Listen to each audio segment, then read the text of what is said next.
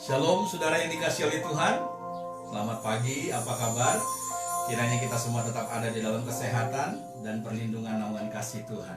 Mari pada pagi hari ini kita siapkan hati kita untuk kita bersama-sama menghampiri Tuhan lewat pujian sembahan kita, dan juga akan diberkati lewat kebenaran firman Tuhan pada hari ini. Siapkan hati kita. Mari kita bersama-sama saudara yang dikasihi oleh Tuhan, kita angkat suara kita dan kita sama-sama berkata, Tuhan, Engkau telah membuktikan cintamu bagi kami. Engkau sudah memberi yang terbaik kepada kami Bapa. Sehingga pada saat pagi hari ini, ucapan syukur kami angkat naik ke hadapan-Mu Tuhan. Terima kasih kami atas semua berkat dan anugerah yang Tuhan sudah nyatakan dalam hidup kami. Bapa, ajar kami untuk kami tahu berterima kasih atas semua berkat-berkat Tuhan yang Tuhan sudah nyatakan di dalam kehidupan kami. Terpujilah nama-Mu Bapa di surga. Kami siapkan hati kami untuk masuk dalam hadirat-Mu di dalam nama Tuhan Yesus Kristus. Kau telah buktikan cinta-Mu padaku. Kau membayarku dengan hidup-Mu.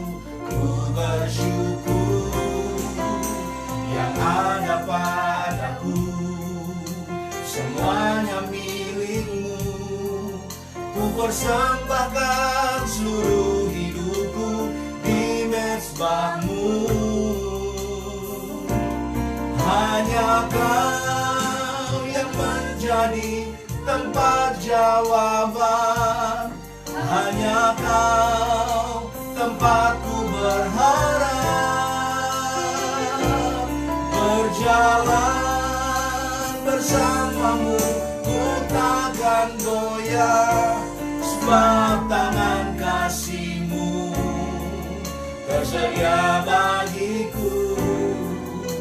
Selamanya Kau ku cinta.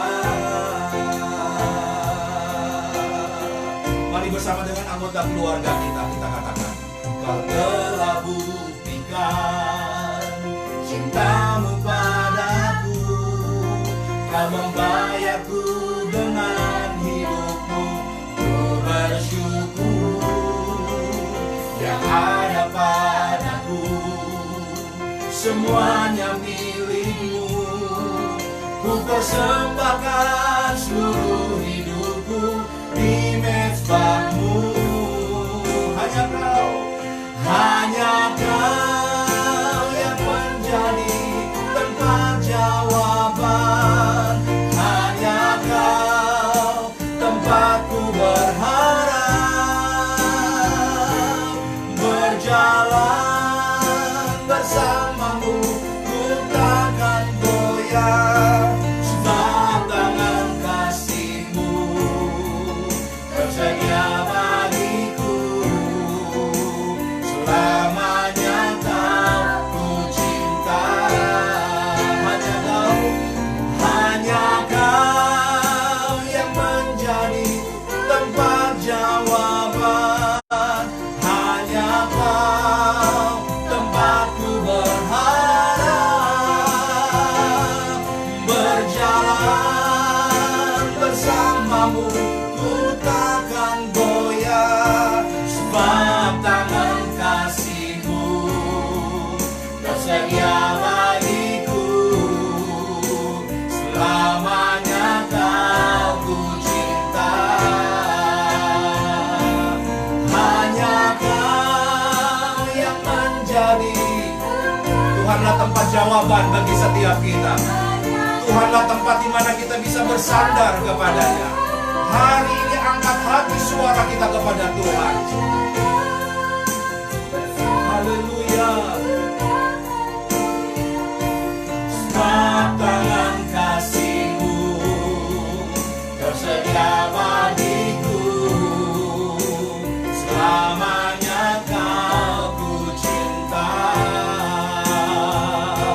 Sebab tangan kasih-Mu tersedia bagiku. Selamanya Kau ku cinta. Mari angkat mazmur kita di hadapan Tuhan. Bersyukur buat kasih-Mu, buat rahmat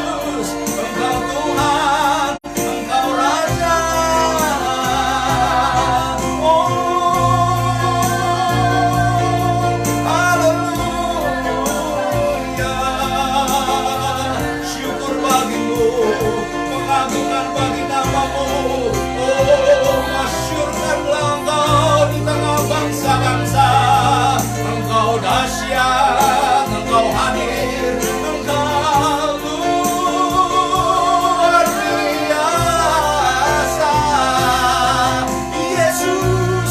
Oh haleluya. Dimuliakanlah Engkau atas pujian umat-Mu Tuhan. Ditinggikanlah Engkau Tuhan, bertahtalah Engkau atas sanjungan dan pujian umat-Mu. Dimanapun kami berada pada pagi hari ini, kami percaya sesuai dengan janji firman-Mu, 2-3 orang berkumpul dalam nama-Mu, di situ Engkau hadir Tuhan, dan Engkau bersemayam di atas pujian umat-Mu Bapa di surga. Terima kasih Tuhan, terima kasih Tuhan. Terpujilah kami kagum Tuhan. Kami banggakan Engkau Tuhan Yesus, bahwa Engkau Tuhan Raja kami yang senantiasa menjaga memelihara kami. Kagum hormat akan Engkau, kagum hormat akan Engkau, Kau Allah yang layak dipuji. Kagum akan Engkau. Katakan ku kagum hormat, ku kagum hormat akan Engkau, ku kagum hormat akan Engkau, Kau Allah yang layak dipuji. Kami kagum akan Engkau Tuhan. Mari umat Tuhan katakan, ku kagum hormat akan Engkau, ku kagum hormat akan Engkau, Kau Allah yang layak dipuji. Ku kagum akan Engkau, ku kagum. Oh, katakan, ku kagum. Kami kagum akan Engkau Tuhan. Dahsyat luar biasa pekerjaan-Mu di dalam hidup kami Tuhan. Terima kasih Tuhan. Haleluya. Allah yang layak dipuji. Ku kagum akan Engkau, ku kagum akan Engkau, ku kagum akan Engkau. Oh, haleluya. Segala puji, hormat, kemuliaan Tuhan hanya bagi Engkau yang bertahta di atas pujian umat. Kau hadir, Kau bertahta atas setiap kami. Bapa di surga, kehadiran-Mu yang kami butuh. Kehadiran-Mu memberikan kedamaian, ketenangan. Dan kami mau manfaatkan kehadiran-Mu Tuhan, untuk Engkau berkata-kata, menyampaikan apa yang menjadi isi hati-Mu bagi kami sekalian. Sehingga kami yang ada di rumah kami masing-masing, di dalam mengikuti ibadah live streaming ini, kami semua boleh diberkati oleh Tuhan. Berbicaralah Tuhan, karena kami siap mendengar. Di dalam nama Tuhan Yesus kami berdoa. Amin. Puji Tuhan. Saya berharap kita semua tetap dalam keadaan sehat, tetap dalam keadaan kuat, dan bersemangat. Amin saudara. Dimanapun kita berada, tetap ada di dalam lindungan naungan kasih Tuhan. Bilang dulu sama sebelah kanan sebelah kiri, tepuk, katakan tetap semangat. Ya. Jangan keras-keras saudara, sentuh dengan kasih sayang. Haleluya. Saudara yang dikasih oleh Tuhan, tahukah saudara kisah Daud dan Goliat? Saya yakin saudara ini adalah kisah yang ada di Alkitab, yang banyak kali kita dengar sejak dari sekolah minggu mungkin. Kisah ini sangat menginspirasi sekali dan memberi motivasi serta kepercayaan diri bagi kita yang mendengarnya. Kenapa? Karena di dalam kisah ini ada duel legendaris antara si kecil melawan raksasa yang besar. Si kecil ini namanya Daud. Dia minim pengalaman, dia masih muda, dan dia tidak punya senjata lengkap. Sementara di sisi sebelahnya adalah seorang yang dikatakan bernama Goliat. Perawakannya kurang lebih tingginya sekitar 3,2 meter. Saudara bayangkan. Berat tubuhnya saudara sekalian, baju sirah yang dia kenakan itu beratnya kurang lebih 57 kilo. Dan tertutup oleh besi dari ujung kepala sampai bawah. Ketopong, baju sirah, penutup kaki saudara. Sehingga dari atas sampai bawah dari Goliat ini saudara, itu baju besi. Bayangkan yang dihadapi oleh Daud ini Iron Man saudara. Tetapi kisah ini saudara memberikan kepuasan kepada kita. Kenapa? Karena ternyata Daud yang kecil, yang anak kemarin sore ini ternyata mampu mengalahkan Goliat yang punya reputasi besar. Dan kita suka ada di posisi Daud, bukan saudara? Kita mau agar kita juga sama seperti Daud, ya saudara. Karena setiap hari kita pun juga harus berhadapan dengan raksasa-raksasa kehidupan. Kita harus berhadapan dengan Goliat-Goliat kehidupan yang ada di sekitar kita. Bukan hanya 1, 2, 3. Tapi sepanjang waktu hidup kita, kita harus berhadapan dengan Goliat. Saudara, saya ingin bacakan kepada kita di dalam Mazmur pasal yang ke-108 ayat yang ke-14. Dengan Allah akan kita lakukan perbuatan-perbuatan gagah perkasa. Amin. Sebab Ia sendiri akan menginjak-injak para lawan kita.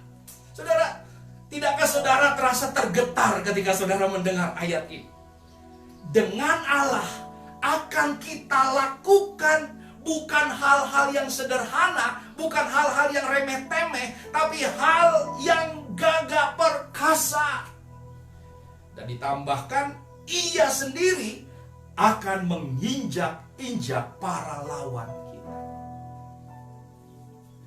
Ayat ini menunjukkan bahwa Tuhan memang saudara menyiapkan kita untuk melewati pertempuran kehidupan setiap saat. Dunia ini seperti medan perang. Mau atau tidak mau, siap atau tidak siap, kita harus berhadapan dengan pergumulan hidup, dengan raksasa-raksasa, saudara. Dan tidak ada pilihan lain, kita tidak bisa melarikan diri. Dan kita tidak bisa berdiam. Karena jika kita tidak mengalahkan raksasa kehidupan, maka raksasa kehidupan itulah yang akan mengalahkan kita. Tidak ada pilihan bagi kita selain daripada kita harus mengalahkannya. Saudara, kita menghadapi musuh dari berbagai sisi. Musuh kita, raksasa kita saudara, itu ada dari luar, namun juga ada dari dalam. Raksasa yang sering kali muncul dari luar saudara datang kepada kita, itu dalam bentuk sakit penyakit, dalam bentuk penderitaan, dalam bentuk tagihan yang tidak bisa kita bayar saudara, dalam bentuk kesedihan, kekecewaan kita, ya, dan dalam bentuk kegagalan saudara. Hal-hal ini saudara sekalian adalah hal yang harus ditangani. Karena jika kita tidak menangani hal-hal itu, maka hal-hal itulah yang akan mengalahkan setiap kita. Selain musuh dari luar atau raksasa dari luar, ada juga raksasa dari dalam diri kita. Itulah egoisme, sifat-sifat yang tidak baik saudara. Kesombongan diri, ikatan-ikatan dosa yang tidak mau dilepas saudara. Cinta akan uang, ketakutan, semua itu saudara, baik yang di luar maupun yang di dalam, harus diperangi. Nah, ayat ini berkata, dengan Allah, artinya jika saudara ingin menang, maka saudara harus melibatkan Allah di dalamnya. Saudara harus melibatkan Tuhan di dalam pertempuran harian saudara. Ya, kita melakukan apa yang menjadi bagian kita. Dan Tuhan melakukan apa yang kita tidak bisa buat, saudara. Bagian yang kita tidak bisa lakukan itulah bagiannya Tuhan. Tetapi bagian yang kita bisa buat, kita lakukan, kita upayakan dengan sekuat tenaga kita. Dengan Allah, ada kemitraan, ada kerjasama antara kita dengan Tuhan, maka akan hasilnya adalah perbuatan-perbuatan yang gagah perkasa. Dan kemudian dikatakan di sini, Tuhan sendiri yang akan menginjak-injak para lawan kita. Oh, saudara, bukankah lebih mudah bagi kita untuk menghadapi musuh yang mana musuh itu sudah diinjak oleh Tuhan? Bukan? Ayat ini menunjukkan, saudara, bahwa hidup kita adalah pertempuran. Dan pertempuran itu terjadi setiap saat. Terjadi di area pikiran kita, di hati kita, di dalam kehidupan kita sehari-hari. Nah, itu sebabnya kita mau belajar dari Daud. Daud sudah terlebih dahulu mengalahkan Goliatnya. Dan perjuangannya untuk mengalahkan Goliat, saudara, itu menjadi satu kisah yang sangat inspiratif, yang mana kita bisa ambil prinsip-prinsipnya untuk kemudian kita bisa aplikasikan di dalam kehidupan kita sehari-hari. Saudara siap? Mari kita akan bersama-sama melihat, saudara sekalian. Nanti saudara baca sendiri.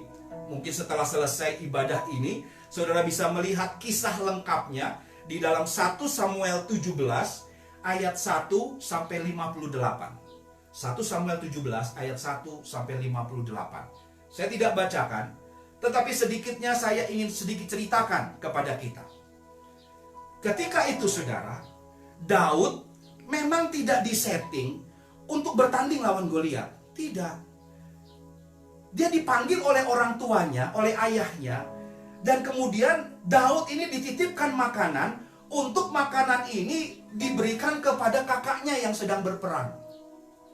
Dan diberikan juga kepada komandan daripada kakaknya. Jadi Daud ini seksi konsumsi, saudara. Dia ngurus bagian logistik. Dia tidak punya persiapan untuk perang.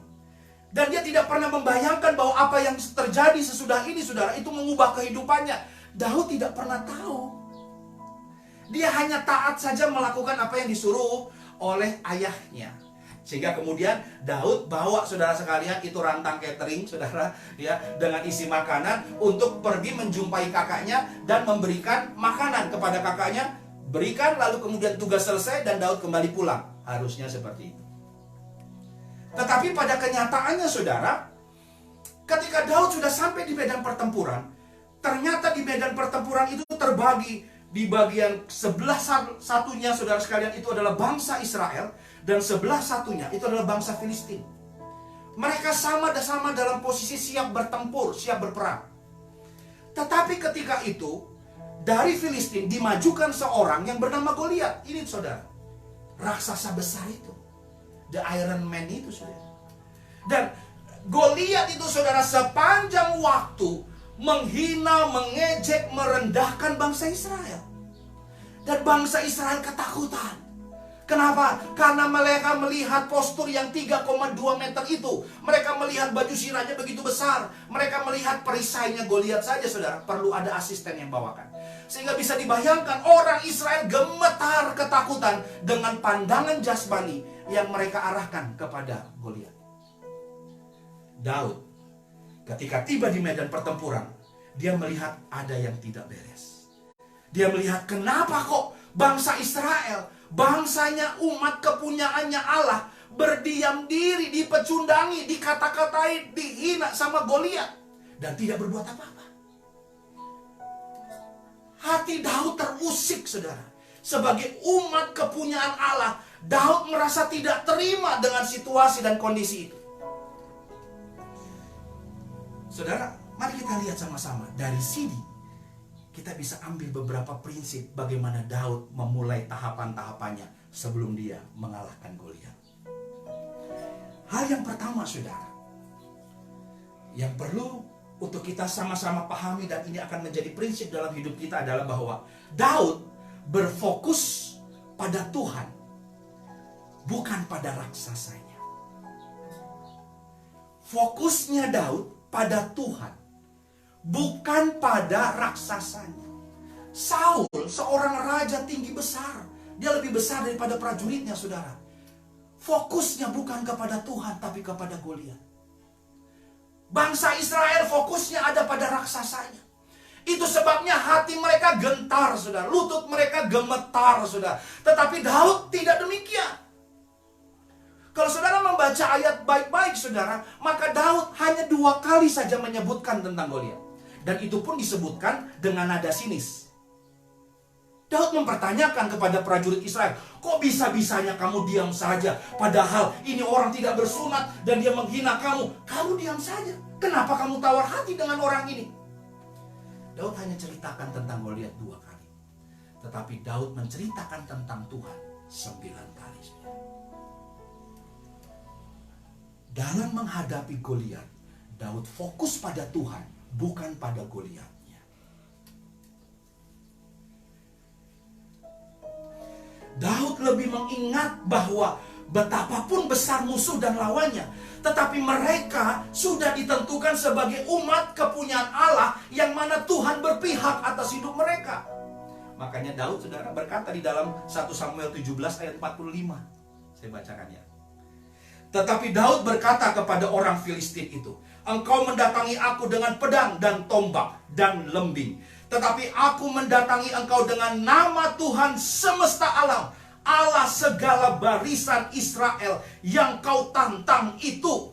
Saudara lihat, Daud bersuara dengan keras bahwa Daud tidak peduli dengan pedangnya Goliat, dengan lembingnya Goliat. Daud tidak peduli dengan reputasi di belakang daripada Goliat. Daud tidak peduli dengan senjata lengkap yang ada pada Goliat. Yang Daud pikirkan adalah bahwa Tuhan Allah ada bersama dengan mereka. Tuhan berpihak atas bangsa Israel. Saudara, hari ini ingatlah, ketika engkau menghadapi raksasa kehidupan, ketika engkau menghadapi masalah dan persoalan kehidupan, di kanan, kiri, depan, belakang, saudara, ingatlah akan hal ini, bahwa Tuhan berpihak padamu.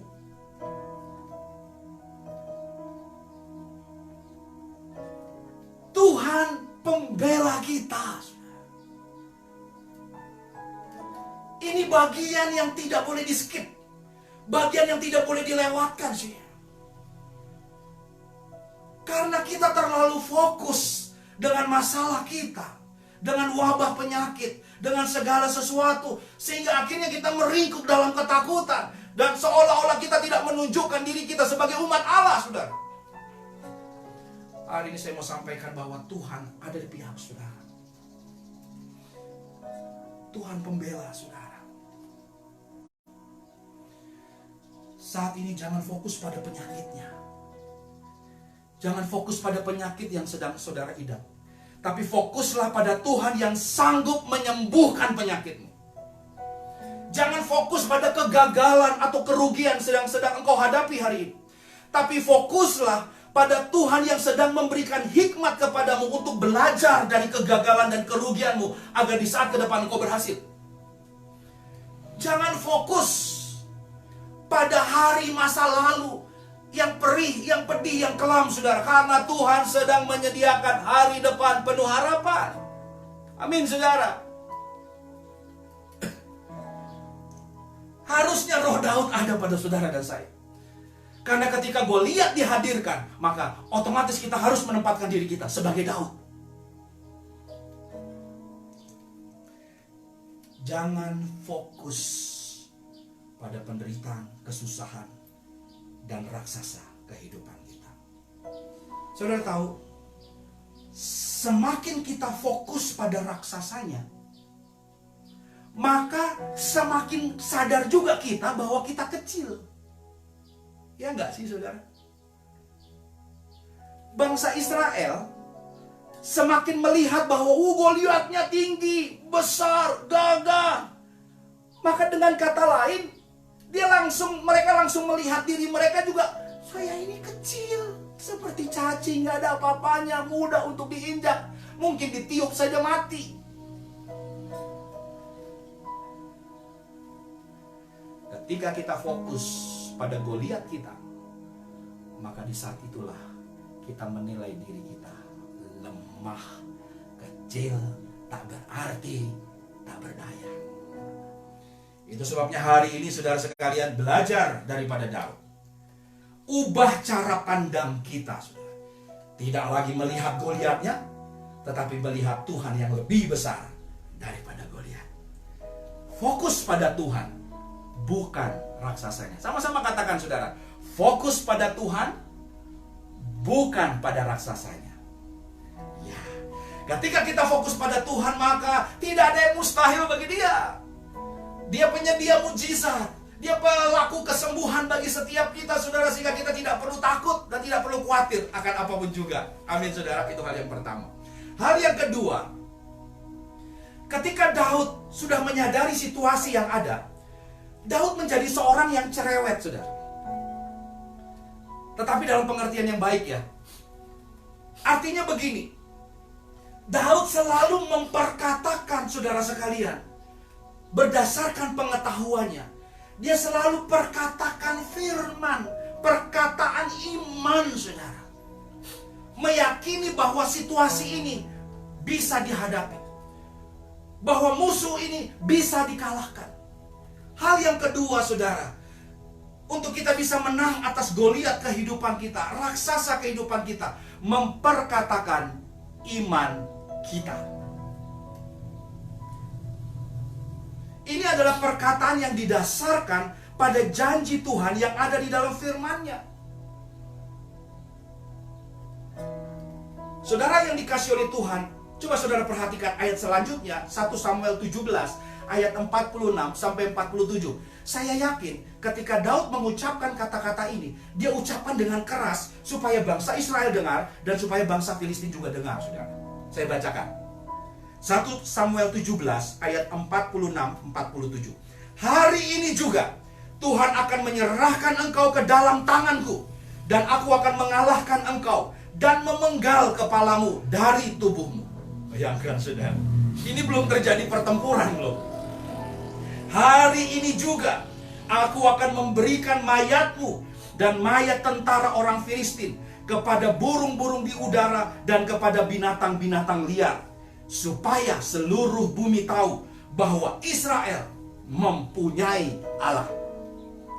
Dan supaya segenap jemaah ini tahu bahwa Tuhan menyelamatkan bukan dengan pedang dan bukan dengan lebih, sebab di tangan Tuhanlah pertempuran, dan Ia pun menyerahkan kamu ke dalam tangan kami. Ketika Daud mengucapkan ini, belum terjadi keributan, belum terjadi duel. Tetapi Daud sudah mengimani. Dia berkata bahwa hari ini aku akan mengalahkan engkau dan akan memberikan tubuhmu, jasadmu itu kepada burung-burung di udara dan kepada hewan liar. Dan hari ini juga aku akan memenggal kepalamu. Saudara, ini perkataan yang luar biasa dari seorang anak muda yang sederhana, minim pengetahuan, minim pengalaman, saudara. Tetapi dia bisa mengucapkan perkataan iman yang saya percaya. Dia ucapkan dengan suara yang keras sehingga membangkitkan semangat dari bangsa Israel, dan kemudian juga mungkin membuat tergetar juga hati daripada bangsa Filistin. Kata-kata kita mengubah atmosfer, saudara.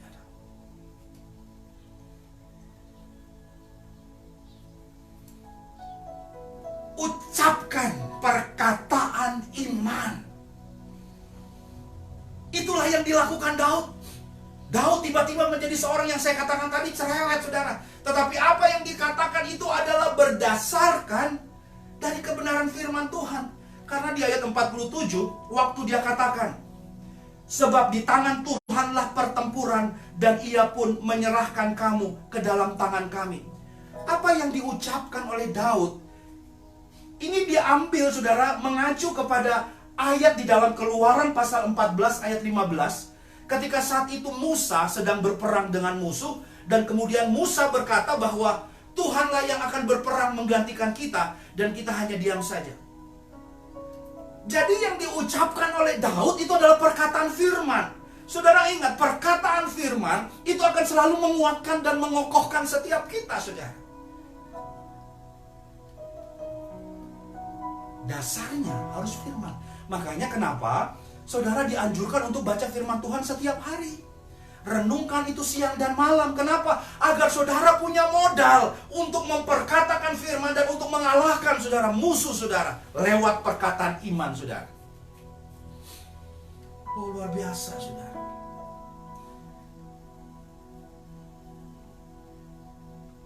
Belum bertarung melawan Goliat, tetapi Daud sudah mengukur nasib Goliat itu dengan cara yang memalukan. Perkataan iman, sudah perhatikan, perkataan iman seringkali digunakan untuk mematahkan kata-kata intimidasi yang sering menyerang pikiran dan hati kita. Itulah yang dilakukan oleh Goliat sepanjang hari, saudara. Goliat itu menyerang pikiran dan hati daripada bangsa Israel sehingga mereka ketakutan. Psikis mereka diserang oleh Goliat lewat perkataan-perkataan intimidasi.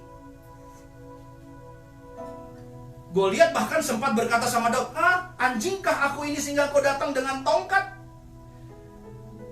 Saudara, iblis selalu menggunakan kata-kata intimidasi melalui raksasa-raksasa yang kita hadapi.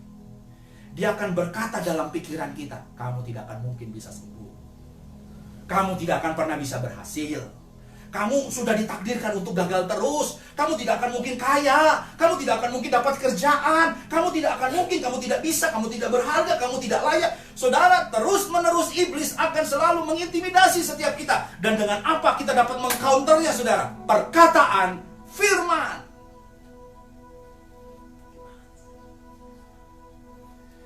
Pada saat iblis melemahkan kita dengan beban berat dan kesusahan, dan dia berkata bahwa engkau tidak akan kuat, engkau tidak akan mampu menghadapi ini, maka saudara ingat akan pembacaan firman Tuhan yang pernah saudara baca. Tidak, aku percaya segala perkara dapat kutanggung di dalam Dia yang memberikan kekuatan kepadaku. Haleluya, saudara. Perkataan firman akan mengalahkan perkataan intimidasi. Perkataan Daud ini, saudara, bukan perkataan kesombongan. Karena perkataan Daud ini adalah perkataan untuk memasyurkan nama Tuhan. Ujungnya adalah untuk kemuliaan nama Tuhan. Beda sama yang diajar sama motivator-motivator, saudara, yang seringkali kita diajarkan untuk berkata-kata positif. Nah, berkata-kata positif itu kan hanya untuk pemuliaan diri kita. Hanya untuk mengangkat derajat kita sendiri. Sehingga kita mulai berkata bahwa saya percaya tahun ini rumah ini akan menjadi rumah saya. Saya percaya mobil ini akan menjadi mobil saya. Saya percaya istrinya akan menjadi istri saya. Ini kata-kata manusia, saudara sekalian, sugesti untuk memperkuat diri dan untuk kepentingan diri sendiri. Tetapi beda dengan Daud, beda dengan perkataan iman. Perkataan iman ujungnya adalah untuk memasyurkan nama Tuhan, saudara. Hal yang kedua, saudara, memperkatakan iman kita. Sama-sama katakan, memperkatakan iman kita. Ya, saya percaya dengan iman saudara sudah memperkatakannya di rumah masing-masing. Haleluya. Hal yang ketiga, saudara sekalian, yaitu maju melangkah dengan apa yang ada.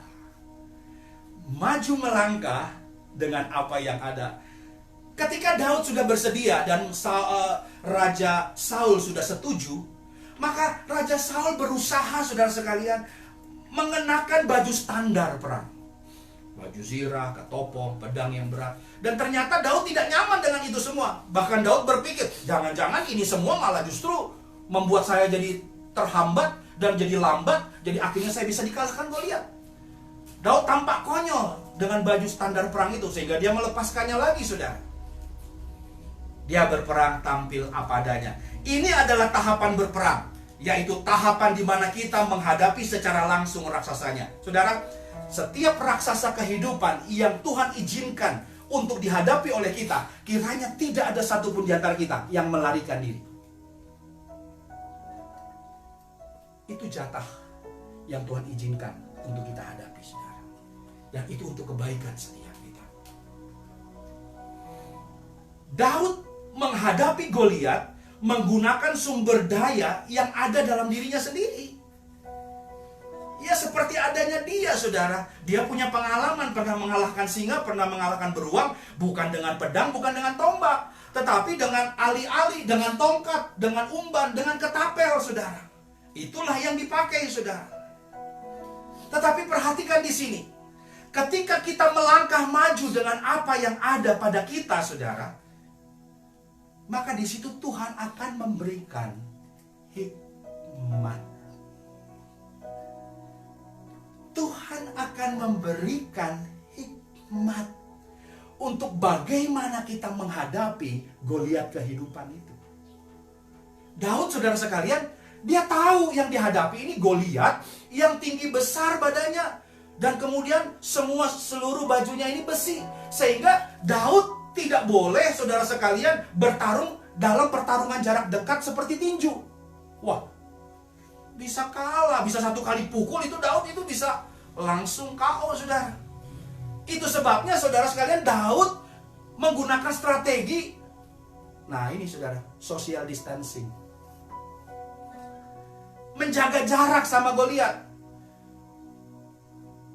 Di dalam masa-masa itu, saudara bayangkan ini ya, ini saya sedikit dramatisasi, saudara. Goliat di depan daripada bangsa Filistin sudah siap dengan ketopongnya, sudah siap dengan pedangnya, saudara. Dia berdiri menunggu Daud. Dan apa yang dikerjakan oleh Daud? Daud sedang cari batu. Mana ya batu ya? Untuk apa, saudara? Untuk diumban tapel. Daud cari batu. Bangsa Israel akan berpikir, waduh, kita salah utus orang ini. Masa kita utus orang kayak begini? Aduh, malu-maluin kita.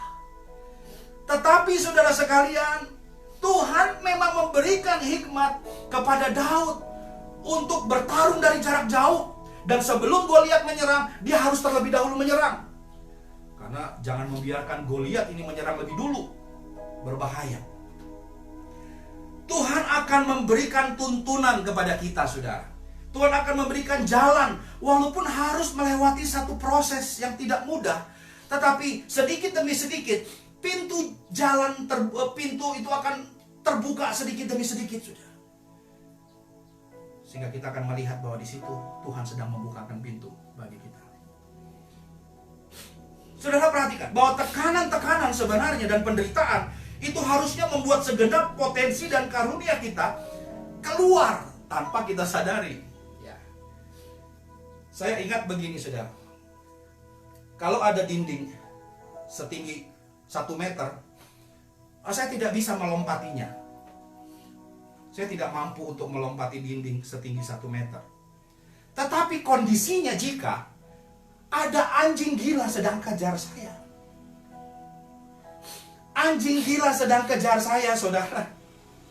Dalam kondisi tertekan itu, jangankan ini tembok 1 meter, biar tembok 2 meter, saudara, saya bisa panjat. Kenapa? Karena tekanan membuat saya punya kemampuan, saya punya skill, saya punya keahlian keluar semua, saudara. Dan saya tidak sangka bahwa ternyata saya mampu melakukan melebihi dari yang saya bayangkan. Saudara bisa memahami ini? Tekanan akan mengeksplorasi kita punya potensi karunia menjadi semakin lebih tajam dari sebelumnya. Jadi itu akan mendatangkan kebaikan bagi kita. Bilang sama kanan kirinya, mendatangkan kebaikan.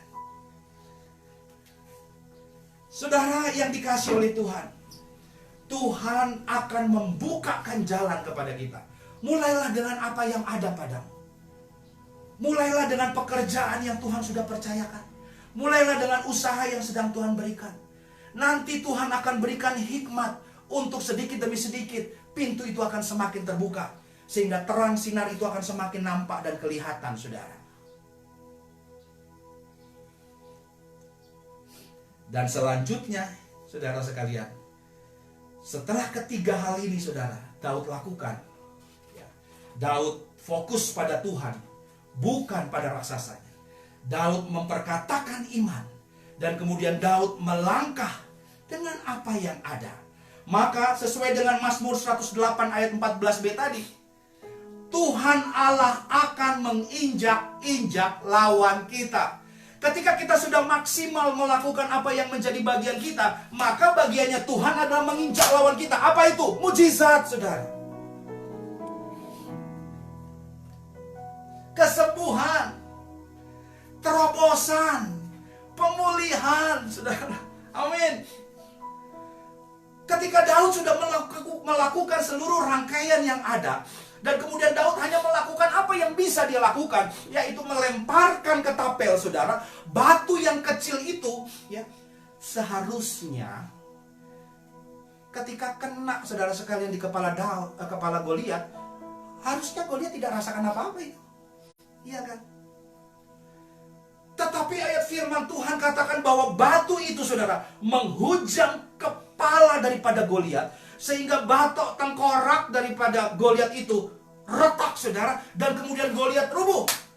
Ketika Goliat rubuh, saudara sekalian, maka terjadilah sesuai dengan apa yang diperkatakan oleh iman daripada Daud. Daud mengambil pedang daripada Goliat dan kemudian menebas leher daripada Goliat. Mujizat terjadi, saudara. Batu itu kecil, batu itu sepertinya gak ada artinya. Tetapi di tangan Tuhan, Tuhan sanggup untuk melipat gandakan kekuatan yang ada, sehingga Goliat yang besar itu bisa tumbang, saudara. Apa yang tidak mungkin bagi manusia, mungkin bagi Tuhan. Hanya lakukan saja apa yang menjadi bagian kita. Amin, saudara.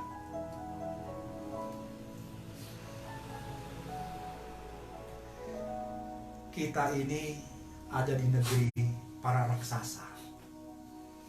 Raksasa akan selalu bermunculan. Tapi ingatlah, setiap kali kita berhadapan dengan raksasa, berarti Tuhan sudah menyiapkan kita sebagai Daud untuk mengalahkan raksasa itu. Saudara sekalian, ada hal yang menarik, saudara sekalian, yang saya lihat daripada kisah Daud ini, yaitu bahwa Daud waktu datang ke medan pertempuran itu, dia datang dengan rantang. Dengan rantang makanan, bekal makanan. Tapi dia pulang dari medan pertempuran itu dengan kepala Goliat. Saudara bayangkan ini. Dia datang untuk ngurus konsumsi, tetapi pulang, saudara, sebagai aktor utama yang mengalahkan Goliat. Dia bawa kepala Goliat. Mungkin dia bawa itu ke rumahnya, saudara, dan dia kasih sama bapaknya. Pak, nih, oleh-oleh. Sejak dari kisah ini, Daud semakin dipromosikan oleh Tuhan. Setiap kali kita mengalahkan raksasa kehidupan, ada promosi Tuhan yang Tuhan siapkan bagi saudara dan saya. Itu sebabnya, saudara sekalian, jangan lari dari Goliat. Hadapi. Fokus pada Tuhan, jangan pada Goliatnya. Dan mulai berkata-kata iman, saudara. Dan kemudian perangilah, minta hikmat Tuhan. Dengan saudara tunduk di bawah kaki Tuhan, hikmat Tuhan akan mengalir dan memampukan saudara untuk menang menghadapi Goliat, saudara. Saudara ditentukan untuk bertarung melawan Goliat, tetapi destiny saudara adalah menang. Haleluya. Tuhan Yesus memberkati kita sekalian. Mari imani firman Tuhan yang saudara sudah dengar, agar kiranya firman ini hidup di dalam hati setiap saudara, sehingga ketika video ini sudah di-close, saudara sudah tahu bagaimana saudara harus menghadapi Goliat, saudara. Ku yakin saat kau berfirman, Tuhan, kami menang saat engkau bertindak. Hidup kami bukan ditentukan oleh apa kata orang, tetapi ditentukan oleh apa kata Tuhan. Haleluya. Saudara, mari sebagai penutup kita naikkan pujian ini sebagai iman percaya kita kepada Tuhan. Ku yakin saat kau berfirman. Ku yakin saat kau berfirman. Imani. Ku menang saat kau bertindak. Hidupku hanya ditentukan oleh perkataanmu. Ku aman, ku aman karena kau menjaga. Ku kuat karena kau menopang.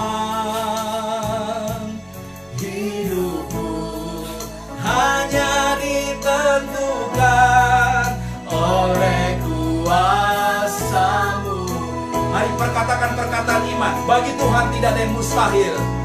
Bagi Tuhan tak ada yang mustahil. Amin.